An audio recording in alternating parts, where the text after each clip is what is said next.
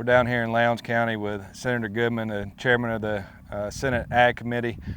Senator, your district's been hit hard. I know all of South Georgia's been hit hard, agriculture specifically. Tell us a little bit about what you've seen here. I know we're here on your Uncle Ben's farm, and your family farm's been hit. What are you seeing, and what do you want people to know around the state? Well, we've just seen a lot of devastation. You know, our farm economy was already struggling, and what we've seen, we just left Buck Paulk's place, and he's lost half his pecan trees. You know, we're standing here in Uncle Ben's cotton patch, and you could put a set of hairs out on this, you know, and he's got $1,100 an acre in this. You know, there's basically no part of my district.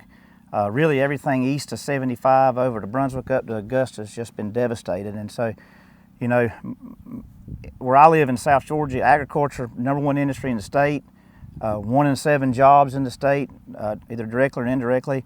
If you come down here where we live, it's about 1 in 3.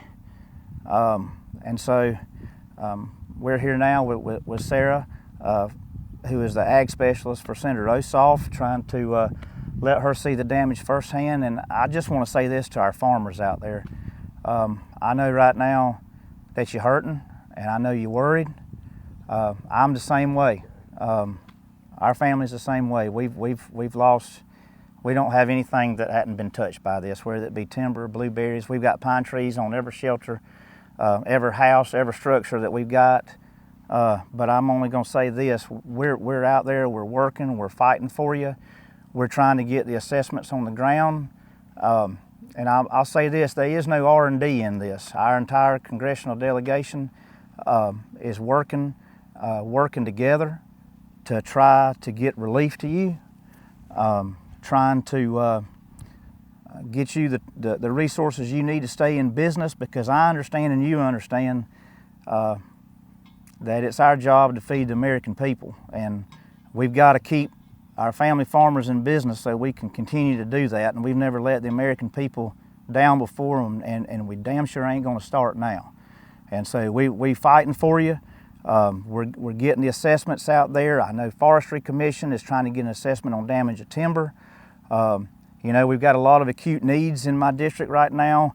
You know, I worry a lot about the vulnerable people in my district, the vulnerable population.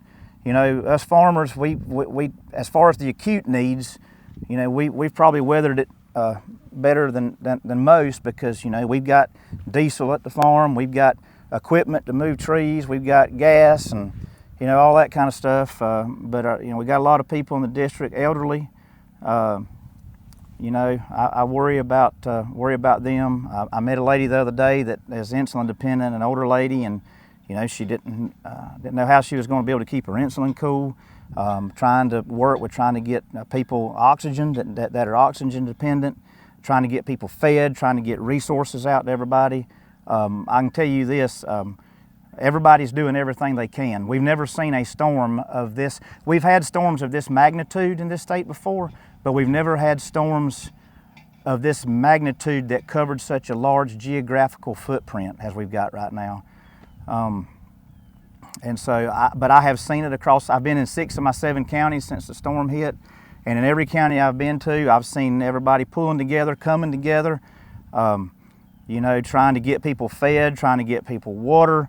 I know there was yesterday they had a semi-load of bulk ice. They just filled the entire reefer trailer full of ice just for people to have ice to put in coolers, and they're shoveling it out with snow shovels, you know.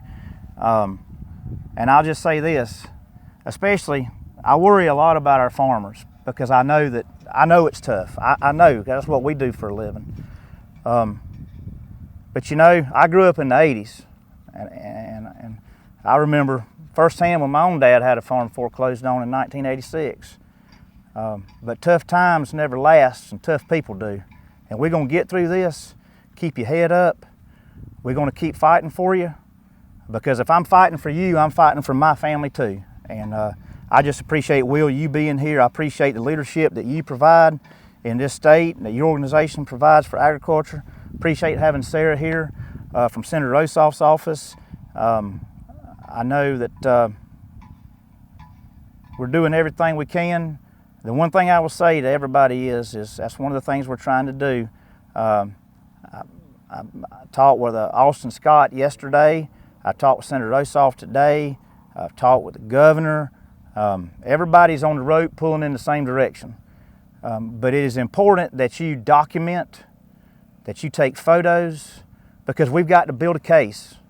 And so when our congressional delegation, as I said before, there ain't no R&D in this. I mean, when the governor asked for expedited FEMA assistance, every member of our congressional delegation signed on to it. We had a bipartisan letter from the state delegation that signed on to it as well. And you know, we're going to try to get the resources to you, but it is important that you document, take pictures, because we've got to give them the tools that they need to build the case to help us.